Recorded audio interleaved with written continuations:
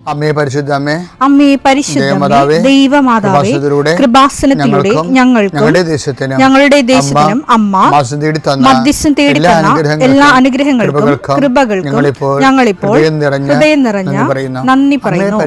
അമ്മേ പരിശുദ്ധമേ, ദൈവമാതാവേ, 2004 ഡിസംബർ 7 ഉച്ചകഴിഞ്ഞ് 2:30 കൃപാസനത്തിൽ സംഭവിച്ച അമ്മയുടെ പ്രത്യക്ഷപ്പെടലിനെ കുറിച്ച് തിരുസഭയ്ക്ക് സമർപ്പിച്ചിരിക്കുന്ന പഠനരേഖകളുടെ സഭാത്മകമായ പഠനം ആരംഭിക്കുവാൻ ഞങ്ങൾ പ്രാർത്ഥിക്കുന്നു. അമ്മേ പരിശുദ്ധമേ, ഭൂസ്വർലോകങ്ങളുടെ രാജ്ഞിയായ അങ്ങേയ്ക്ക് ഭൗമസംരക്ഷണത്തിനായി പ്രപഞ്ചപ്രകൃതിയെ തന്നെ തിരുസഭ പ്രതിഷ്ഠിക്കുവാൻ ഈ പ്രത്യക്ഷീകരണം വഴി ഇടയാക്കണമേ. പരിശുദ്ധമേ, ജപമാല മാതാവേ, സകല കൃപാസനം പ്രാർത്ഥനയോടും ചേർത്ത് ഞങ്ങളിപ്പോൾ പ്രാർത്ഥിക്കുന്ന ഈ കുടുംബത്തിന്റെ പ്രത്യേക നിയോഗം അമ്മയുടെ പ്രത്യക്ഷീകരണത്തിന്റെ ഈ അനുഗ്രഹവേളയിൽ ഞങ്ങൾക്ക് സാധിച്ചു തരുവാൻ കനിയണമേ. ആമേൻ. വിശ്വാസ പ്രമാണം. സർവശക്തനായ പിതാവും ആകാശത്തിന്റെയും ഭൂമിയുടെയും സൃഷ്ടാവുമായ ദൈവത്തിൽ ഞാൻ വിശ്വസിക്കുന്നു. അവിടുത്തെ ഏകപുത്രനും ഞങ്ങളുടെ കർത്താവുമായ ഈശോ മിശിഹായിലും ഞാൻ വിശ്വസിക്കുന്നു. ഈ പുത്രൻ പരിശുദ്ധാത്മാവിനാൽ ഗർഭസ്ഥനായി കന്യകാമറിയത്തിൽ നിന്ന് പിറന്ന് പൊന്തിയോസ് പീലാത്തോസിന്റെ കാലത്ത് പീഡകൾ സഹിച്ച് കുരിശിൽ തറയ്ക്കപ്പെട്ട് മരിച്ച് അടക്കപ്പെട്ട് പാതാളങ്ങളിൽ ഇറങ്ങി മരിച്ചവരുടെ ഇടയിൽ നിന്ന് 3-ാം നാൾ ഉയർത്ത് സ്വർഗത്തിലേക്ക് എഴുന്നള്ളി സർവശക്തിയുള്ള പിതാവായ ദൈവത്തിന്റെ വലതുഭാഗത്തിരിക്കുന്നു. അവിടെ നിന്ന് ജീവിക്കുന്നവരെയും മരിച്ചവരെയും വിധിക്കുവാൻ വരുമെന്നും ഞാൻ വിശ്വസിക്കുന്നു. പരിശുദ്ധാത്മാവിലും ഞാൻ വിശ്വസിക്കുന്നു. വിശുദ്ധ കത്തോലിക്കാ സഭയിലും പുണ്യവാന്മാരുടെ ഐക്യത്തിലും പാപങ്ങളുടെ മോചനത്തിലും ശരീരത്തിന്റെ ഉയർപ്പിലും നിത്യമായ ജീവിതത്തിലും ഞാൻ വിശ്വസിക്കുന്നു. ആമേൻ. സുഖസ്ഥനായ ഞങ്ങളുടെ പിതാവേ, അങ്ങയുടെ നാമം പൂജിതമാകണമേ. അങ്ങയുടെ രാജ്യം വരണമേ. അങ്ങയുടെ തിരുമനസ് സ്വർഗത്തിലെ പോലെ ഭൂമിയിലുമാകണമേ.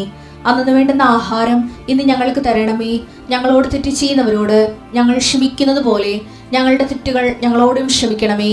ഞങ്ങളെ പ്രലോഭനത്തിൽ ഉൾപ്പെടുത്തരുതേ, തിന്മയിൽ ഞങ്ങൾ രക്ഷിക്കണമേ. ആമേൻ. നന്മ നിറഞ്ഞ മറിയമേ, സ്വസ്തി. കർത്താവ് അങ്ങയുടെ കൂടെ സ്ത്രീകളിൽ അങ്ങ് അനുഗ്രഹിക്കപ്പെട്ടവളാകുന്നു. അങ്ങയുടെ ഉദരത്തിൻ ഫലമായി ഈശോ അനുഗ്രഹിക്കപ്പെട്ടവനാകുന്നു. പരിശുദ്ധ മറിയമേ, തമ്പുരാന്റെ അമ്മേ, പാപികളായ ഞങ്ങൾക്ക് വേണ്ടി ഇപ്പോഴും ഞങ്ങളുടെ മരണസമയത്തും തമ്പുരാനോട് അപേക്ഷിക്കണമേ. ആമേൻ. കർത്താവേ, നിന്റെ ഉന്നതമായ നാമത്തിന് സ്തോത്രം ചെയ്യുന്നു. കർത്താവേ, നിന്റെ വിശുദ്ധ പൗരോഹിത്യത്തെ മഹത്വപ്പെടുത്തണം. കർത്താവെ, സഭയിലുള്ള സാന്നിധ്യം പ്രകടമാക്കണം. 40 വർഷം ഞാൻ അർപ്പിച്ച കുർബാനയുടെ യോഗ്യതയാണ്. കൃപാസനത്താറെ ജീവനോടെ പ്രത്യക്ഷപ്പെട്ട പരിശുദ്ധ അമ്മയുടെ മാധ്യസ്ഥത്തിൽ ഞാൻ മക്കളെ ആശീർവദിക്കുന്നു. ഞങ്ങൾ ചില പ്രോജക്റ്റുകൾക്ക് വേണ്ടിയും ചില പോംവഴികൾക്ക് വേണ്ടിയും ജീവിതത്തിലെ ചില പ്രയാസങ്ങൾ, സാമ്പത്തിക വിഷയങ്ങളായാലും മറ്റു വിഷയങ്ങളായാലും മാറുന്നതിന് വേണ്ടി സംസാരിക്കാൻ പോകുന്ന വ്യക്തികളിൽ, നിങ്ങൾ സംസാരിക്കാൻ പോകുന്ന വ്യക്തികളിൽ ഇന്ന് പരിശുദ്ധാത്മ നിറയട്ടെ. സുന്ദരമാതാവ് സമയത്തിനധികമായി പരിശുദ്ധ അമ്മ കൃപാസന മാതാവ് ഇന്ന് നിങ്ങളുടെ കൂടെ യാത്രയാവുകയും നിങ്ങളുടെ കൂടെ വരികയും ചെയ്യട്ടെ. നിങ്ങൾക്ക് സംസാരിച്ച് ഒതുക്കാൻ പറ്റാത്ത വിഷയങ്ങൾ, നിങ്ങൾ സംസാരിച്ചാൽ ശരിയാകത്തില്ലെന്ന് തോന്നുന്ന സ്ഥലങ്ങളിൽ കർത്താവ് തന്നെ മറുപക്ഷത്ത് നിന്നുകൊണ്ട് നിങ്ങൾക്ക് അനുകൂലമായ ഒരു സാഹചര്യം ഉണ്ടാക്കിത്തരാൻ കർത്താവിൻ്റെ നാമത്തിൽ ഞാൻ നിങ്ങളെ ആശീർവദിക്കുന്നു. കർത്താവെ, കൃപ വന്ന് പെട്ടിരിക്കുന്ന വഴികൾ ഒരു തീരുമാനം എടുക്കാൻ പറ്റാത്തത്, പല വിഷയങ്ങളെക്കുറിച്ചും ഏത് ജോലിക്ക് പോകണം, ഏത് നാട്ടിൽ പോകണം, ഏത് രാജ്യത്ത് പോകണമെന്ന് അറിയാൻ പാടില്ലാതെ വിഷമിക്കുന്നവർ, എന്ത് പഠിക്കണമെന്ന് അറിയാൻ പാടില്ലാതെ വിഷമിക്കുന്നവർ, ഒരു തീരുമാനം എടുക്കാൻ പറ്റാത്തവർ, അവർക്ക് പരിശുദ്ധാത്മാവ് പ്രവർത്തിച്ചുകൊണ്ട് അവർക്ക് പുതിയ തീരുമാനം എടുക്കാൻ കർത്താവ് നിങ്ങളെ സഹായിക്കും. എൻ്റെ കർത്താവിൻ്റെ ഉന്നതമായ നാമത്തിൽ സഭയുടെ അധികാരത്തിൽ, കുരിശിൻ്റെ അടയാളത്തിൽ, ദൈവശക്തിയാൽ രോഗപീഠകൾ, വേദന രോഗങ്ങൾ, മറ്റു വ്യക്തികളുമായിട്ടുള്ള വഴക്കുകൾ, കേസുകൾ, കോടതി കേസുകൾ, പോലീസ് കേസുകൾ, ഇൻ്റർവ്യൂകൾ, ടെസ്റ്റുകൾ, പരീക്ഷാ ഫലങ്ങൾ നിങ്ങൾക്ക് അനുകൂലമായിരിക്കാൻ പരിശുദ്ധ മാതാവിൻ്റെ മധ്യസ്ഥത്തിൽ ഞാൻ നിങ്ങളെ യേശുനാമത്തെ ആശീർവദിക്കുന്നു. നമ്മുടെ ഇന്നലെയും കൃപാസനത്തിലെ ഒരു മോള് കൃപാസനത്തിൽ കാല് കുത്തിയപ്പോൾ തന്നെ സുഗന്ധാഭിഷേകം ഉണ്ടായെന്ന് പറഞ്ഞു. ഈ പലപ്പോഴും ആൾക്കാർ സുഗന്ധാഭിഷേകത്തെക്കുറിച്ച് പറയുമ്പോഴേ ഒത്തിരി പേർക്ക് ഇത് പുറത്തുള്ള എല്ലാവർക്കും തന്നെ ഇതൊരു അവിശ്വാസമായിട്ട് തോന്നും. നമ്മുടെ ഷാജിസിൻ്റെ തുമ്പച്ചരസിൻ്റെ സുഗന്ധവാഹിനി അമ്മ എന്നുള്ള പാട്ടില്ലേ, ആ പാട്ടിറങ്ങിയപ്പോൾ ചില സെമിനാരി ആ പാട്ട് പഠിക്കത്തില്ലായിരുന്നു. അതിൻ്റെ കാരണം അതിൻ്റെ അകത്ത് എന്തെങ്കിലും അക്കാഡമിക്കൽ എററുണ്ടെന്ന് കണ്ടിട്ടായിരിക്കും അത് പറയാതിരുന്നത്, പഠിക്കാതിരുന്നത്. പക്ഷേ എനിക്ക് പലപ്പോഴും തോന്നിയിട്ടുള്ളതേ, നമ്മളുടെ അറിവിൻ്റെ, അതായത് നമ്മൾ ഐഡൻറ്റിഫൈ ചെയ്തിരിക്കുന്ന ആത്മീയ അനുഭവങ്ങളുടെ അപ്പുറത്ത്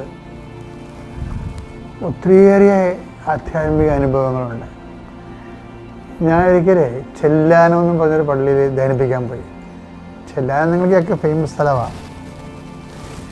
ഞാൻ ആ ഇടവകെ 11 ധ്യാനം നടത്തിയിട്ടുണ്ട്. എനിക്ക് കൊച്ചുരൂപതയോട് പ്രത്യേക കടപ്പാടുള്ളത് എൻ്റെ ശുശ്രൂഷയുടെ ആദ്യകാലങ്ങളിലൊക്കെ എന്നെ എപ്പോഴും ധ്യാനത്തിന് വിളിച്ചുകൊണ്ടിരുന്ന കൊച്ചുരൂപതയാണ്. ഈ ഒരു ഇടവകയിൽ 11 ധ്യാനം നടത്തിയിട്ടുണ്ടെങ്കിൽ 11 വർഷം അടുപ്പിച്ച് ധ്യാനിപ്പിച്ചതല്ല എൻ്റെ അർത്ഥമാണ്. ഞാനൊക്കെ ഒരു ദിവസം അവിടെ ഒരു കൊച്ചു പള്ളി, കായലിൻ്റെ നടുക്ക് കുറേ ചിറകളാണ്, ചിറയും തോടും വെള്ളവും ഒക്കെ. അപ്പോൾ കായലിൻ്റെ നടുക്ക് ഒരു പള്ളി, ചാപ്പൽ അവർ നിർമ്മിച്ചു, ഇടവക്കാർ, കുരിശുപള്ളി. അപ്പോൾ ആദ്യമായത് കാരണം പള്ളി ഉദ്ഘാടനം ചെയ്യാൻ പോവുകയാണ്. അതിനനുബന്ധമായിട്ട് അവർ ധ്യാനം വെച്ചു. അപ്പോൾ എന്നെ വന്ന് വിളിച്ച്, അപ്പോൾ അത് ആ കൊച്ചു ഒരു ചാപ്പലാണ് ശരിക്കും. അപ്പോൾ ഞാൻ ധ്യാനിപ്പിക്കാൻ നേരിട്ട്. പക്ഷേ നമ്മുടെ റോഡിൽ നിന്ന് ഒരു 1/2 കിലോമീറ്റർ അല്ലെങ്കിൽ 1 കിലോമീറ്റർ, റോഡിൽ നിന്ന് 1 കിലോമീറ്റർ ചിറപ്പുറത്ത് കൂടി ഉള്ളിലോട്ട് പോയെങ്കിലാണ് ഈ പള്ളി. കുഴപ്പമൊന്നുമില്ല. പക്ഷേ ഞങ്ങൾ ധ്യാനിപ്പിക്കാൻ ചെന്ന ദിവസം ഭയങ്കര ഇടിയും വെട്ടി മഴ പെയ്തു. അപ്പോഴുള്ള കുഴപ്പമെന്ന് വെച്ച് കഴിഞ്ഞാൽ പിറ്റേ ദിവസം ആ പ്രദേശം മുഴുവനും ചിറയെല്ലാം മുങ്ങി കായലും കരയും അറിയാതെ ഇങ്ങനെ മുഴുവൻ മൊത്തം വെള്ളമായിട്ട് കിടക്കുക. നമ്മളൊരു കടലിലോട്ട് നോക്കണ പോലെ ഇരിക്കും. അപ്പം ഞാനവിടെ ദൈവത്തിന് അറിയാമായിരുന്നില്ല ഈ ഇത്രയും കഷ്ടപ്പാടാണ് ധ്യാനമെന്ന്. അത് രസത്തില്ല, വിചാരിച്ചപ്പോഴും വന്നില്ല ആ ധ്യാനത്തിന്. ആൾക്കാർ തന്നെ വളരെ വളരെ അപൂർവം ആൾക്കാരാണ് വന്നത്. ഈ വലിയ വലിയ കാര്യങ്ങൾക്ക് ചില സമയത്ത് ആൾക്കാർ കുറയും. അൽഫോൻസ് സ്വാമിയുടെ അടക്കത്തിനൊക്കെ 50 പേരെ ഉണ്ടായിരുന്നു പറഞ്ഞില്ലേ, ഞാൻ എപ്പോഴും അതിരുന്ന് നോക്കും. ആ 50 പേരെന്ന് പറയുന്നത് പുണ്യപ്പെട്ട മനുഷ്യരാണ്. അതുപോലെ തന്നെയാണ് ചില കാര്യങ്ങൾക്ക് ആൾക്കാരെ ദൈവം തന്നെ ചുരുക്കിക്കാണ്. എന്ന് വെച്ചാൽ നമുക്ക് തോന്നും നമുക്കെതിരെ എന്തോ നമ്മുടെ കയ്യിരിപ്പ് കൊണ്ട് എന്തോ കുഴപ്പം സംഭവിച്ചതാണെന്ന് തോന്നും. അന്നും എൻ്റെ കാര്യം. ചില വലിയ കാര്യങ്ങൾക്ക് ദൈവത്തിൻ്റെ ഒരു എഡിറ്റിങ് വരും. അതാണ് ഈശോ പറഞ്ഞത്, ചെറിയ അജഗണമേ ഭയപ്പെടേണ്ടെന്ന് പറഞ്ഞിട്ടില്ല. ചെറിയ അജഗണമേ ഭയപ്പെടേണ്ട. അപ്പം ഇനിയിപ്പോൾ ഒരു വിശ്വാസ പ്രഖ്യാപനത്തിൻ്റെ സമയം. ഇന്ന് കൃപാസനത്തിലൊരു സാക്ഷ്യം ഉണ്ടായെന്നറിയാമോ? ഒരു ചെറുപ്പക്കാരത്തിയാണ്. അവൾ പറഞ്ഞത്, എൻ്റെ അമ്മ ഉടമ്പടി എടുത്തു, ഉടമ്പടി 3 പുതുക്കി. പക്ഷെ ഞാൻ ഉടമ്പടി എടുത്തില്ല. കാര്യം എനിക്ക് ഈ പത്രം കൊണ്ടടന്ന് കൊടുക്കണമെന്നൊക്കെ പറയുമ്പോഴേ ഭയങ്കര ചമ്മല. പത്രം കൊടുക്കണം, പിന്നെ എനിക്ക് രാവിലേക്ക് എഴുന്നേക്കാൻ പറ്റത്തില്ല. രാവിലേക്ക് എഴുന്നേക്കണമെങ്കിൽ എനിക്ക് ഭയങ്കര പ്രയാസമാണ്. അപ്പം അതുകൊണ്ട് തന്നെ ഞാൻ ഒരു കാലം ഈ ജന്മത്തിൽ ഉടമ്പടി എടുക്കണമെന്ന് വിചാരിച്ചു. അപ്പം എനിക്ക് തോന്നി, ശരിക്കും പറഞ്ഞാൽ മാതാവ് ഈ ഉടമ്പടി തന്ന കാലത്ത് എന്തെല്ലാം ഉണ്ടായിരുന്നു അതേ ഇപ്പോഴും ഉള്ളേ. മാതാവ് ഉടമ്പടി തന്ന കാലത്തുള്ളതാണ് ഈ പത്രം കൊണ്ട് നടന്ന് കൊടുക്കുക, അതുപോലെ തന്നെ രാവിലെ 5:30 എഴുന്നേൽക്കുക എന്നുള്ളതല്ല.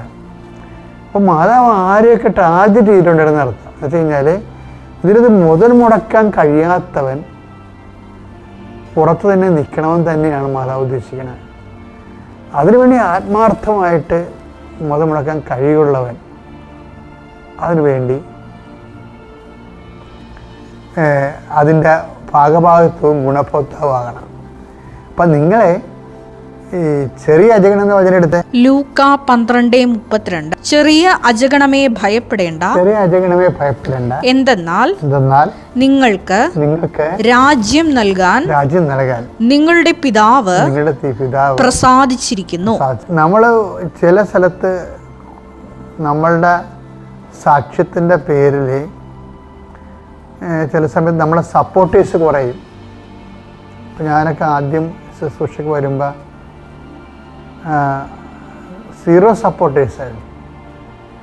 ഓരോ വിഷയത്തിനും അങ്ങനെയായിരുന്നു. ഓരോ വിഷയത്തിനും എല്ലാം ദൈവത്തിൻ്റെ ഓരോ കാര്യം ഉടമ്പടി ആക്കുമ്പോൾ ഞാൻ കടലോരം നടത്തുമായിരുന്നു. എല്ലാം പുതിയ ശുശ്രൂഷകളാണ് കർത്താവ് ഏൽപ്പിച്ചത്. പക്ഷെ അതിനെല്ലാം ആദ്യം നമുക്കൊരു സപ്പോർട്ടും കിട്ടത്തില്ല. നല്ല സപ്പോർട്ടാകുമ്പോൾ ഞാനത് നിർത്തിക്കളയാം. അതിൻ്റെ കാര്യം അതിൻ്റെ എന്താ പറഞ്ഞ ചെറിയ അജഗണമേ ഭയപ്പെടേണ്ട, പിതാവ് നിങ്ങൾക്ക് രാജ്യം കൽപ്പിച്ച് നൽകാൻ പ്രസാദിച്ചിരിക്കണം എന്നാണ്. അപ്പോൾ ഈ നമ്മൾ ചെറിയ ഒരു ഞെരുങ്ങിയ സാഹചര്യങ്ങളിൽ, കുറഞ്ഞ സാഹചര്യങ്ങളിൽ, പേരില്ലാത്ത സാഹചര്യങ്ങളിൽ, ആകർഷണമല്ലാത്ത സാഹചര്യങ്ങളിൽ കർത്താവിൻ്റെ സുവിശേഷം സാക്ഷിക്കുമ്പോൾ അത് പിതാവ് നിങ്ങൾക്ക് രാജ്യം കൽപ്പിച്ച് നൽകാൻ പ്രസാദിച്ചിരിക്കണമെന്നാണ്. ദൈവത്തിൻ്റെ പ്രസാദം വരണത്. അപ്പം എപ്പോഴും ഒരിക്കലും ഓർക്കണം ചില ഇപ്പം നമുക്ക് കർത്താവിന് വേണ്ടി സാക്ഷ്യം വഹിക്കുമ്പോൾ പലപ്പോഴും അംഗീകാരം കിട്ടണമെന്നോ അല്ലെങ്കിൽ മറ്റുള്ളവരത് അംഗീകരിക്കണമെന്നോ ഏറ്റെടുക്കണമെന്നോ ഒരു നിർബന്ധമില്ല. ഏറ്റെടുക്കാത്തൊരു കാലവും അംഗീകരിക്കാത്തൊരു കാലവും ആയിരിക്കും കർത്താവിൻ്റെ അഭിഷേകത്തിൻ്റെ കാലം. ഞാൻ ആ ചെല്ലാനങ്ങളുടെ കാര്യം പറഞ്ഞില്ലേ, അത് നാളെ പറയാം. ഇപ്പോഴേ ഈ ആശയം കറക്റ്റായിരുന്നു. എൻ്റെ പേര് അമ്പിളി പ്രസാദ്. ഞാൻ പത്തനംതിട്ട ജില്ലയിലെ കൊഴഞ്ചേരിയിൽ നിന്ന് വരുന്നു. ഞാൻ 2024 ഒക്ടോബർ 10 ഉടമ്പടി എടുക്കുന്നത്. അതിനു മുമ്പ് എനിക്ക് മാതാവിനെ പറ്റി അറിയാം, പക്ഷേ കൂടുതലൊന്നും അറിയത്തില്ലായിരുന്നു. ഞാൻ ദുബൈയിലാണ് ജോലി ചെയ്യുന്നത്. ഇപ്പോൾ ഞാൻ സാക്ഷ്യം പറയാനായിട്ട് ദുബൈയിൽ നിന്ന് 2 ആഴ്ചത്തെ ലീവ് എടുത്ത് വന്നതാണ്. അതിനു മുമ്പ് എനിക്ക് മാതാവിൻ്റെ കാര്യങ്ങളൊന്നും അറിയില്ലായിരുന്നു. ഞാൻ ഞങ്ങളുടെ റൂമിൽ ഒരു മാതാവിൻ്റെ ഫോട്ടോ ഇതുപോലത്തെ വെച്ചിട്ടുണ്ട്. എന്നും മാതാവിനെ നോക്കി പ്രാർത്ഥിക്കും, ജോലിക്ക് പോകും. അല്ലാതെ എനിക്കൊന്നും അറിയില്ലായിരുന്നു. ഞാനൊരു ഹിന്ദുവാണ്. അങ്ങനെ ഒരു ദിവസം ഞാൻ എൻ്റെ കൂട്ടുകാരിയോട് പറഞ്ഞു, എല്ലാവരും കൊന്ത ചൊല്ലുന്നു, എനിക്കും കൊന്ത ചൊല്ലണം, അതെങ്ങനെയാണെന്ന് എനിക്ക് അറിയില്ല എന്ന് പറഞ്ഞു. അങ്ങനെ എൻ്റെ റൂമിലെ ഒരു കുട്ടി എനിക്ക് കൊന്ത തന്നു, പക്ഷേ ചൊല്ലാൻ എനിക്കറിയില്ല. അങ്ങനെ ഇരിക്കെ യൂട്യൂബിൽ ഞാൻ നോക്കിയപ്പോൾ നന്മ നിറഞ്ഞ മറിയമേ കണ്ടു. അത് ഞാൻ ഫോണിൽ കണ്ട് അത് ഞാൻ എഴുതി വെച്ച് കാണാതെ പഠിച്ചു. അങ്ങനെ ഞാൻ എന്നും കൊന്ത ചൊല്ലുമായിരുന്നു, പ്രാർത്ഥിക്കുമായിരുന്നു. അങ്ങനെ ഇരിക്കെ ഒരു ദിവസം എല്ലാ ദിവസവും വെളുപ്പിനെ 3 മണിക്ക് ഞാൻ എഴുന്നേച്ചിരുന്ന് കൊന്ത ചൊല്ലും. നന്മ നിറഞ്ഞ മറിയമേ ഞാൻ ചൊല്ലിക്കൊണ്ടിരിക്കും, ഉറക്കമൊന്നും ഇല്ലായിരുന്നു. അങ്ങനെ ചൊല്ലിയിരിക്കെ ഒരു ദിവസം ഞാൻ പറഞ്ഞു, എങ്ങനെ സാക്ഷ്യങ്ങൾ കേട്ടപ്പോൾ എല്ലാവർക്കും അടയാളങ്ങൾ കിട്ടുന്നു. അപ്പം ഞാൻ പറഞ്ഞു, മാതാവേ എനിക്ക് മാത്രമേ എന്താ അടയാളം കിട്ടാത്തത്? ഞാൻ ഹിന്ദു ആയതുകൊണ്ടാണോ? ക്രിസ്ത്യൻസിന് മാത്രമേ നീ അടയാളം കൊടുക്കാറുള്ളൂ, എനിക്ക് എന്താ തരാത്തതെന്ന് ഞാൻ എന്നും മാതാവിനോട് പരാതി പറയുമായിരുന്നു. പക്ഷേ ഒരു ദിവസം ഞാൻ എന്നും 3 മണിക്ക് എഴുന്നേക്കുന്ന ഞാൻ ഒരു ദിവസം 3 മണിക്ക് എഴുന്നേക്കാൻ പറ്റിയില്ല. ഞാൻ ഉറങ്ങിപ്പോയി. പക്ഷേ എന്നെ ആരോ തട്ടി വിളിക്കുന്ന പോലെ എനിക്ക് തോന്നി. ഞാൻ ചാടി എഴുന്നേച്ചു നോക്കിയപ്പോൾ 3 മണി കഴിഞ്ഞു. അപ്പോൾ എൻ്റെ റൂമിലുള്ള പിള്ളേരെല്ലാം ഉറങ്ങി. അപ്പം ഞാൻ ഇങ്ങനെ കൊന്ത ചൊല്ലി കരഞ്ഞ് പ്രാർത്ഥിച്ചുകൊണ്ടിരുന്നപ്പം ആ മാതാവിൻ്റെ രൂപത്തിൻ്റെ അവിടെ ഒരു പച്ച വെട്ടം ഞാൻ കണ്ടു. ആദ്യം ഞാൻ ഓർത്തു എൻ്റെ കൂട്ടുകാരുടെ സ്മാർട്ട് വാച്ചിൻ്റെ ലൈറ്റ് ആയിരിക്കും എന്നും പറഞ്ഞ് ഞാൻ പോയി നോക്കി. പക്ഷേ അതിൻ്റെ വെട്ടം അത്രയും വലിയ വെട്ടമാണെന്ന് എനിക്ക് തോന്നിയില്ല. അപ്പം ഞാൻ മാതാവിനോട് കരഞ്ഞു പറഞ്ഞു, മാതാവേ ഒന്നും കൂടെ ആ വെട്ടം എന്നെ കാണിക്കുമോ എന്ന് ചോദിച്ചു. അപ്പോൾ അത് രണ്ടാമതും നല്ല വെട്ടമായിട്ട് എനിക്ക് ആ മാതാവിൻ്റെ ഫോട്ടോയിൽ കാണിച്ചു തന്നു. പിന്നെ എനിക്ക് വിശ്വാസമായില്ല. ഞാൻ പിന്നെ എഴുന്നേച്ച് നിന്ന് കരഞ്ഞ് പ്രാർത്ഥിച്ചിട്ട് പറഞ്ഞു, മാതാവ് എനിക്ക് അടയാളം തരുവാണെങ്കിൽ ഒന്നും കൂടെ ഒറ്റ പ്രാവശ്യം കൂടെ എനിക്ക് നല്ലതുപോലെ ആ വെട്ടം കാണിച്ചു തരണമെന്ന് പറഞ്ഞു.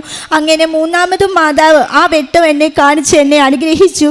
അത് കഴിഞ്ഞ് പിന്നെ ഞാൻ ഉടമ്പടി ഒന്നും എടുത്തിട്ടില്ല, അതെന്താണെന്നും എനിക്കറിയില്ല. ഇവിടുത്തെ പത്രം വേണമെന്ന് എനിക്ക് ഭയങ്കര ആഗ്രഹമായിരുന്നു. അങ്ങനെ ഞാൻ എൻ്റെ ഹസ്ബൻഡിനോട് പറഞ്ഞു, നിങ്ങൾ കൃപാസനം എവിടെയാണ്, എന്താണ് അവിടെ, ഒന്ന് പോയി നോക്കിയിട്ട് വരുമെന്ന് പറഞ്ഞു. അങ്ങനെ പുള്ളി ഇവിടെ വന്നു. ഇവിടെ വന്നപ്പോൾ അച്ഛൻ്റെ പ്രസംഗം നടന്നുകൊണ്ടിരിക്കുമായിരുന്നു. ഇവിടെ വന്ന് ആരോ പുള്ളിക്ക് ഒരു പത്രം കൊടുത്തു. പിന്നെ ഇവിടുന്ന് ലോക്കറ്റും വാങ്ങിച്ച് എൻ്റെ അനിയത്തിയുടെ കയ്യിൽ കൊടുത്തു വിട്ടു. അങ്ങനെ ഞാൻ അതിലിങ്ങനെ മാതാവിനെ വിശ്വസിച്ച് ഇങ്ങനെ ഞാൻ ജീവിച്ചു പോരുമായിരുന്നു. അപ്പോഴാണ് സെപ്റ്റംബർ 4 എൻ്റെ ഹസ്ബൻഡിന് ഒരു ആക്സിഡൻ്റ് ഉണ്ടായി. ബൈക്ക് ആക്സിഡൻ്റ് ആയിരുന്നു. പുള്ളി പണിയും കഴിഞ്ഞ് പോകുമ്പോൾ 3-4 ചെറുപ്പക്കാർ വെള്ളമടിച്ച് വന്ന ബൈക്ക് പുള്ളിയെ തട്ടിയിട്ടു. അങ്ങനെ പുള്ളി തലയ്ക്ക് നല്ല പരിക്കായി. കോട്ടയം മെഡിക്കൽ കോളേജിൽ ICUവിലായിരുന്നു. ഞാൻ പിറ്റേ ദിവസം തന്നെ നാട്ടിലെത്തി. പക്ഷേ ഡോക്ടർ പറഞ്ഞു തല ഫുള്ള് പോയി, 6 വാരിയെല്ല് പൊട്ടിപ്പോയി, ഈ ഒരു സൈഡ് ഫുള്ള് പോയെന്ന് പറഞ്ഞു. ബോധമെന്ന് പറയണേ ഇല്ല, തിരിച്ച് കിട്ടത്തില്ല എന്ന് പറഞ്ഞു. എന്നാലും ഞാൻ എന്നും ICUവിൽ കയറുമ്പം എൻ്റെ കൊന്ത ഞാൻ അദ്ദേഹത്തിൻ്റെ നെറ്റിയിൽ വെച്ച് ഞാൻ നന്മ നിറഞ്ഞ മറിയമേ ചൊല്ലും. എന്നിട്ട് ഒരു ദിവസം ഡോക്ടർ പറഞ്ഞു പുള്ളിയെ കിട്ടുമെന്ന് തോന്നുന്നില്ല എന്ന് പറഞ്ഞു. അപ്പം ഞാനും മോനും പ്രാർത്ഥിച്ചു, എൻ്റെ മാതാവേ നീ എനിക്ക് തിരിച്ചു തന്നില്ലെങ്കിലും വേണ്ടില്ല, പുള്ളി ഒരു ദിവസം വെന്റിലേറ്ററിന് മാറ്റി എനിക്ക് പുറത്തിറക്കി തരണം, എന്നെയും കുഞ്ഞിനെ മനസ്സിലാക്കണമെന്ന് ഞാൻ പറഞ്ഞു.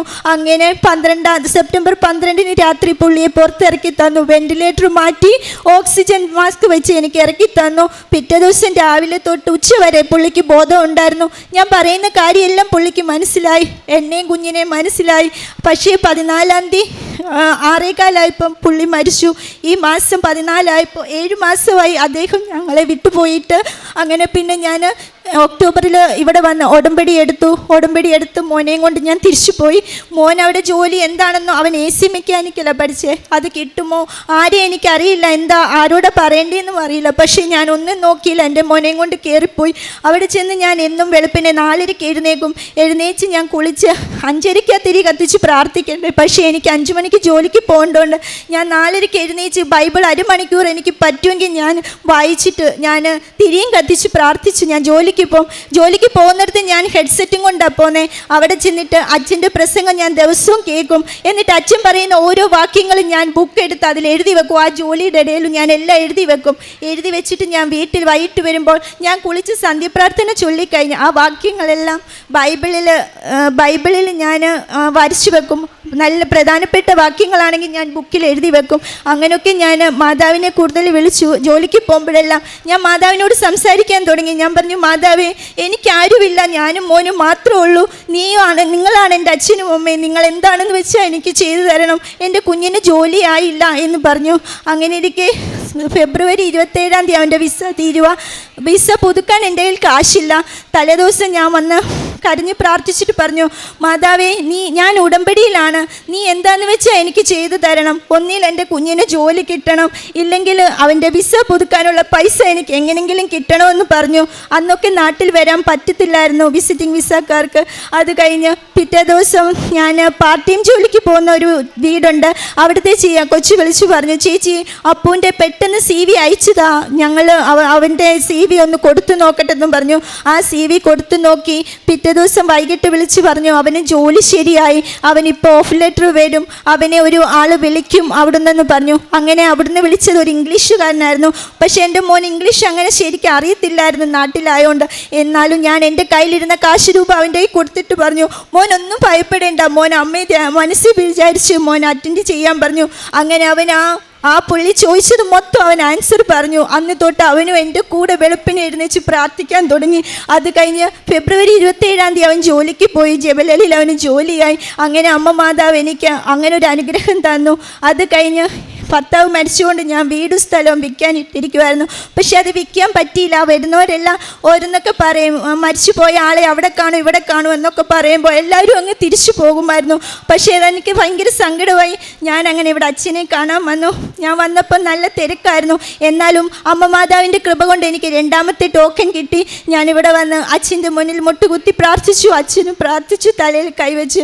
എന്നിട്ട് എനിക്കൊരു ലോക്കറ്റ് തന്നു. അത് വീടിൻ്റെ മുന്നിൽ കുഴിച്ചിട്ടിട്ട് ഉപ്പ് കൊണ്ട് പ്രാർത്ഥിക്കണമെന്ന് പറഞ്ഞു. പക്ഷേ എൻ്റെ കയ്യിൽ ഉപ്പില്ലായിരുന്നു. ഞാൻ ഇവിടുന്ന് എടുത്തുകൊണ്ട് പോയ മണ്ണിട്ട് ഞാൻ പ്രാർത്ഥിച്ചതിൻ്റെ ഫലമായി 2ാം ദിവസം ഒരു ക്രിസ്ത്യൻസ് തന്നെ എൻ്റെ വീട് ഞാൻ പ്രതീക്ഷിച്ചതിലും വലുതായിട്ട് എനിക്ക് പൈസ തന്നെ എൻ്റെ വീട് വാങ്ങിച്ചു. അതുകൊണ്ട് എനിക്ക് വേറൊരു സ്ഥലവും വാങ്ങിക്കാൻ പറ്റി. അങ്ങനെ മാതാവ് എന്നെ പിന്നെ അനുഗ്രഹിച്ചു. അത് കഴിഞ്ഞ് ഞാൻ 3-4 പേരെ ഇവിടെ കൊണ്ടുവന്നിട്ടുണ്ട്. അവർ ഉടമ്പടി എടുത്തു. 3 പേരെ ഞാൻ ഇവിടെ കൊണ്ടുവന്നു. പത്രമൊക്കെ ഞാൻ ബസ് സ്റ്റാൻഡിലും പിന്നെ ബസ് കാത്ത് നിൽക്കുന്നവർക്കും കടകളിലും ഒക്കെ കൊടുക്കാൻ തുടങ്ങി. കടകളിൽ കൊണ്ട് കൊടുക്കുമ്പോൾ അവിടുത്തെ സെയിൽസ് ഗേൾസ് പറയും, ചേച്ചി ഞങ്ങൾക്ക് അവിടെ പോകണമെന്ന് ആഗ്രഹമുണ്ട്. എല്ലാവരും പറയുന്ന കേട്ട് ഞാനപ്പോൾ അരമണിക്കൂർ അല്ലെ 3/4 മണിക്കൂർ നിന്ന് എൻ്റെ എല്ലാ കാര്യങ്ങളും പറഞ്ഞ് അവരെ അത് മനസ്സിലാക്കി അവർക്കിവിടെ വരുവാനുള്ള. ഞാൻ പറഞ്ഞു, വരുവാൻ പൈസ ഇല്ലെങ്കിൽ ഞാൻ കൊണ്ടുപോകാം നിങ്ങളെന്ന് പറഞ്ഞു. അപ്പോൾ പറഞ്ഞു, ചേച്ചി ഒരു ദിവസം ഞങ്ങൾക്കും പോകണം അവിടെ. അങ്ങനെ ഞാൻ അല്ലാതെ 2-3 പേര് ഇവിടെ വിട്ട് അവർ ഉടമ്പടി എടുത്തു. അത് കഴിഞ്ഞ് മോന് ജോലി കിട്ടി. മോൻ പോയി കഴിഞ്ഞപ്പോൾ ഞാൻ റൂമിൽ തന്നെയായപ്പോൾ എനിക്ക് ഭയങ്കര വിഷമം, പുള്ളിയെ ഓർത്ത് ഡിപ്രഷൻ പോലൊക്കെ വരും. എന്നും ഞാൻ കരയും. സന്ധ്യ കഴിഞ്ഞ് റൂമിൽ വരുമ്പോൾ ആരുമില്ല, ഞാൻ തന്നെ.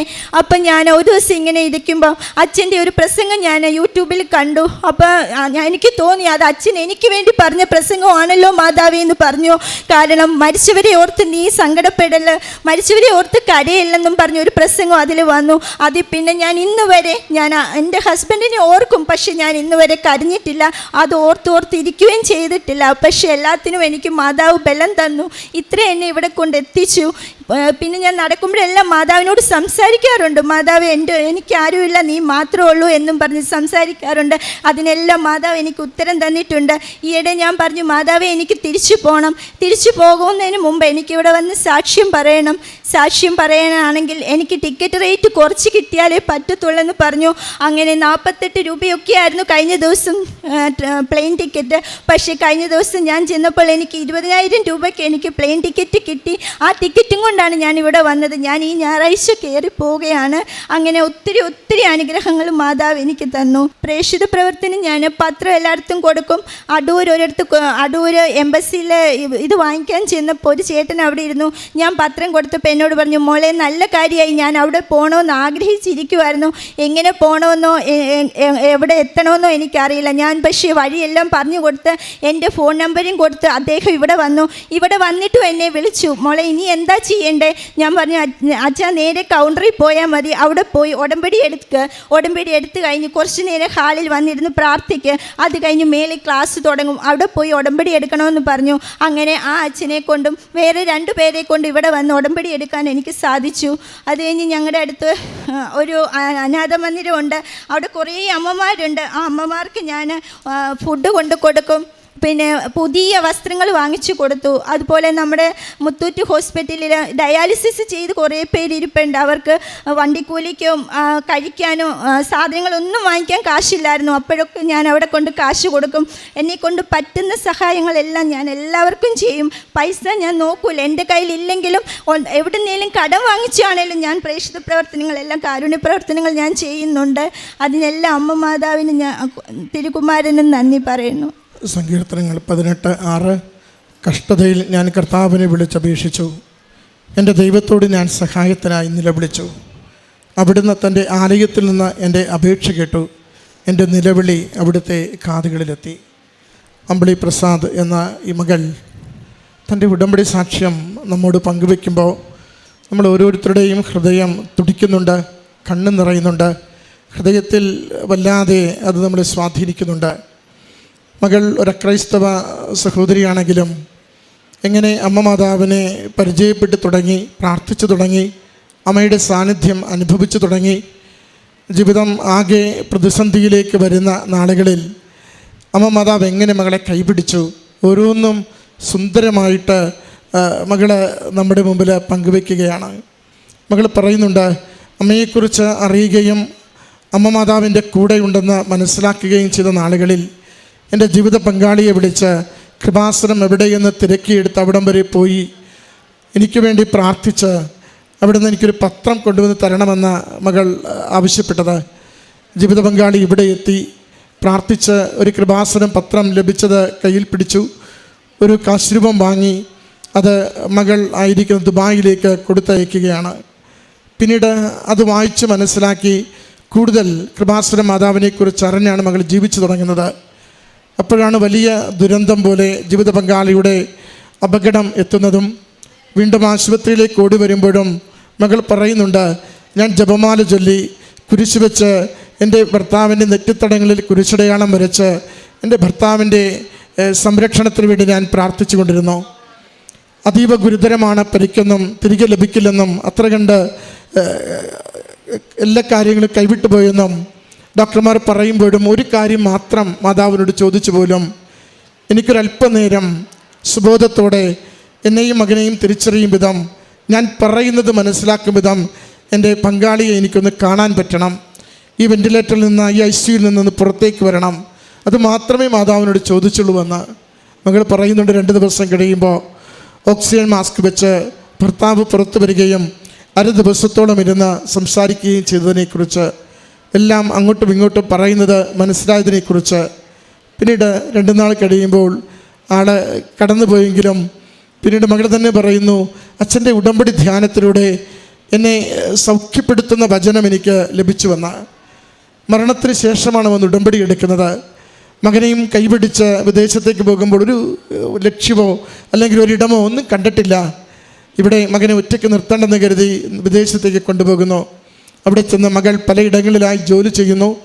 ജോലി ചെയ്യുന്ന ഒരിടത്തെ ഒരു സഹോദരിയാണ് മകന് വേണ്ടി ജോലിക്കുള്ള കാര്യങ്ങൾ ശരിയാക്കി കൊടുക്കുന്നത്. ഉടമ്പടിയിലാണോ? ഉടമ്പടി അറിഞ്ഞ് സ്നേഹത്തോടെ ജീവിക്കുന്നുണ്ടോ? അമ്മ മാതാവ് സന്ദേശവും ദൂതരയും നൽകി നമ്മുടെ വടികളെ സംരക്ഷിച്ചു കൊണ്ടിരിക്കും. മകൻ്റെ ജോലിക്ക് വേണ്ടി പ്രാർത്ഥിക്കുന്നുണ്ട്. ആരെ സമീപിക്കണം, എങ്ങനെ, എവിടെ പോയി ഇത് കണ്ടെത്തുമെന്ന് ആലോചിക്കുമ്പോൾ എല്ലാ കാര്യങ്ങളും ആരുടെ അരികിലേക്ക് പോകാതെ ഇങ്ങോട്ട് ഒരു വ്യക്തി വിളിച്ചു പറയുകയാണ്, CBIക്ക് ഞങ്ങൾ കൊടുത്തു നോക്കട്ടെ, ചിലപ്പോൾ കാര്യം നടക്കുമെന്ന്. മകളല്ല അലയുന്നത്, മാതാവാണ് മകൻ്റെ ജോലിക്ക് വേണ്ടി അലയുന്നത്. അതുകൊണ്ടാണ് മാതാവിനെ നമ്മൾ സഞ്ചാരി മാതാവെന്ന് വിളിക്കുന്നത്. നാം പോകുന്നിടങ്ങളിൽ നമുക്ക് മുമ്പേ പോയി നമുക്ക് വേണ്ടത് ഒരുക്കിത്തരും വിധം അമ്മ മാതാവ് നമ്മുടെ ജീവിതത്തെ വിശ്വസ്തതയെ കണ്ടുകൊണ്ട് ഇടപെട്ടുകൊണ്ടിരിക്കും. ആ ജോലി കിട്ടുമ്പോൾ മകൾ രണ്ടാമത്തെ ഒരു വിഷയത്തിലേക്ക് വരുന്നുണ്ട്. മരിച്ചുപോയ ജീവിത പങ്കാളിയെക്കുറിച്ച് നിരന്തരമായ ഓർമ്മയും കണ്ണീരും സങ്കടവും മാത്രം. അത് മാതാവിൻ്റെ നടയിലാണ് കൊടുക്കുന്നത്. ഞാൻ ഒറ്റപ്പെട്ടു പോയി, ആരുമില്ലല്ലോ, അമ്മ മാതാവും തിരുക്കുമാരനും മാത്രമേ എനിക്കുള്ളൂ, എന്നെ നോക്കണേ, എൻ്റെ വിഷാദം, ഡിപ്രഷൻ മാറ്റിത്തരണേ. അത് നിയോഗം വെച്ച് പ്രാർത്ഥിക്കുമ്പോഴുണ്ട്. അടുത്ത ദിവസം ജോസഫ് അച്ഛൻ്റെ ഒരു ധ്യാന പ്രസംഗം വരുന്നു. അത് പറയുന്നത് മുഴുവനും മരിച്ചവരെക്കുറിച്ച് എന്തിനു നിങ്ങൾ കരയുന്നു, അവർ ദൈവകരങ്ങളിൽ വിശ്രമിക്കുകയല്ലേ. ആ പ്രസംഗം മുഴുവനും മകൾ പറയുന്നുണ്ട്, എന്നോട് സംസാരിക്കുകയായിരുന്നു. നമ്മൾ ഉടമ്പടിയിലായിരിക്കുന്നവർക്ക് ലഭിക്കുന്ന രണ്ടാമത്തെ ഒരു പ്രത്യേകതയാണ് അച്ഛൻ്റെ പ്രാർത്ഥന, അച്ഛൻ്റെ ധ്യാനം. അത് ഓരോന്നും വ്യക്തിപരമായി നമ്മളോട് സംസാരിക്കുന്നത് പോലെ നമുക്കുള്ള സന്ദേശമായിട്ട് നമ്മളെ സൗഖ്യപ്പെടുത്തുവാൻ ഈശോ ഇടപെടുന്നതായിട്ട് അനുഭവപ്പെട്ടുകൊണ്ടിരിക്കും. അതാ മകൾ പറയുന്നത്, അന്നു മുതൽ എന്നും എൻ്റെ പങ്കാളിയെ ഞാൻ ഓർക്കും, ഒരിക്കൽ പോലും പിന്നീട് ഞാൻ കരഞ്ഞിട്ടില്ല, അത് സൗഖ്യപ്പെട്ടു. ആന്തരികമായ ഒരു മുറിവും ശൂന്യതയും മുഴുവനും സൗഖ്യപ്പെട്ടുകൊണ്ട് ഈശോ ആ വേദനകളെ എടുത്തു മാറ്റി ഓർമ്മകളെ നൽകിയെന്ന്. ഓർമ്മകളെന്നും കൂടെ ഉണ്ടാകണമല്ലോ. ആ ഓർമ്മ കൊടുത്തുകൊണ്ട് വേദനയെ മാറ്റി അതിനും സൗഖ്യം കൊടുത്തത്. പിന്നീട് ജീവിതത്തിൻ്റെ ഓരോ അവസരത്തിലും സ്ഥലം വിൽക്കുന്നതിനെ പറ്റി, നാട്ടിലുള്ള സ്ഥലം ഒന്ന് വിറ്റ് മറ്റൊന്ന് വാങ്ങാമെന്ന് കരുതുമ്പോൾ എല്ലാവരും അതിനെപ്പറ്റി പ്രശ്നങ്ങളാണ്. മരിച്ചുപോയ പങ്കാളിയെ സ്ഥലത്ത് കാണുന്നു. അങ്ങനെ കേട്ടാൽ പിന്നെ ആരെങ്കിലും അത് എടുക്കുമോ? അങ്ങനെയാണ് അച്ഛനെ വന്ന് കണ്ട് പ്രാർത്ഥിക്കുന്നത്. അച്ഛൻ തലയിൽ കരുവെച്ച് കുരിശുരൂപം വെച്ച് മകളെ ബലപ്പെടുത്തി സൈത്ത് പൂശി പ്രാർത്ഥിച്ചുകൊണ്ട് ഒരു ചെറു കാശുരൂപം കൊടുത്തു വിടുന്നുണ്ട്. മകൾ പറയുന്നു, ഞാൻ വിശ്വാസ പ്രമാണം ചൊല്ലി ആ പുരയിടത്തിൽ ഞാനത് നിക്ഷേപിച്ചുകൊണ്ട് അമ്മ മാതാവിനെ ഉടമപ്പെടുത്തി. 2-ാം ദിവസം പ്രതീക്ഷിച്ചതിനും വലിയ തുകയ്ക്ക് ആ സ്ഥലം മറ്റൊരു ഒരു ക്രിസ്തീയ കുടുംബം തന്നെ വന്ന് ഏറ്റെടുത്തു. എനിക്ക് മറ്റൊരു സ്ഥലം വാങ്ങാൻ സാധിച്ചു. നോക്കുക, ആകെ തകർന്നിരിക്കുന്നൊരു വ്യക്തിയെ, ഒരു കുടുംബത്തെ എത്ര സുന്ദരമായി അമ്മ മാതാവ് ആശ്വസിപ്പിച്ച് ബലപ്പെടുത്തി വരുമാന സ്രോതസ്സുകൾ തുറന്നു കൊടുത്ത് കഷ്ടനഷ്ടങ്ങൾ നീക്കിക്കൊണ്ട് കൂടുതൽ സുരക്ഷിതമായൊരു ജീവിതത്തിലേക്ക് കൈപിടിച്ച് നടത്തുന്നുവെന്ന്. മകൾക്ക് അതിൻ്റേതായ ഒരു ആസ്തി മകൾ കൃത്യമായി ഉടമ്പടിയിൽ വെച്ചിട്ടുണ്ട്. 3:30 എഴുന്നേറ്റ് പ്രാർത്ഥിക്കുക, 4:30 എഴുന്നേറ്റ് പ്രാർത്ഥിക്കുക.